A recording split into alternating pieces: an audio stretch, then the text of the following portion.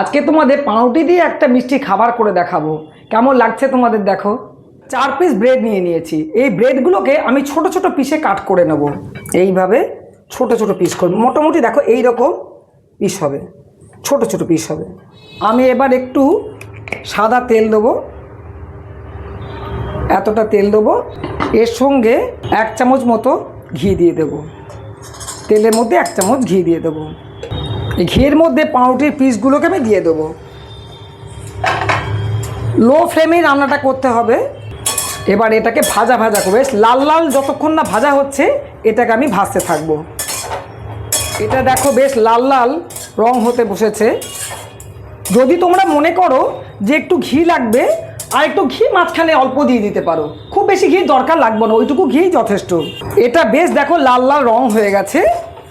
এই অবস্থায় আমি গুঁড়ো করা চিনি বেশ খানিকটা এর মধ্যে দিয়ে দেবো। 2 চামচ মতো দিলাম। যদি মনে করি যে লাগবে একটু, আবার আমি দেব।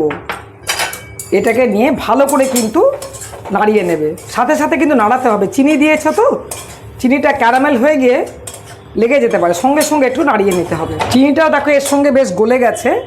এবার আমি ওই যে চিনে বাদাম বলে ওটাকে আমি একটু ক্রাস্ট করে রেখেছিলাম, 4-5টা চিনে বাদাম এর সঙ্গে দিয়ে দেবে। দিয়ে নাড়তে হবে সাথে সাথেই।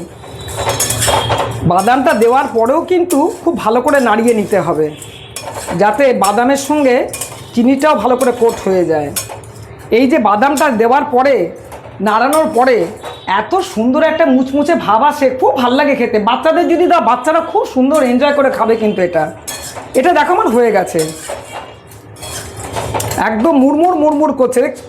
শব্দ পাচ্ছ তো, মুড়মুড় করছে। আমার প্রিপারেশনটা রেডি। তোমরা একবার হলেও বানিয়ে খেও, এত টেস্টি হয়। আর এটাকে তোমরা স্টোর করে অন্ততপক্ষে 7 দিন রেখে দিতে পারবে, মুচমুচে থাকবে একদম।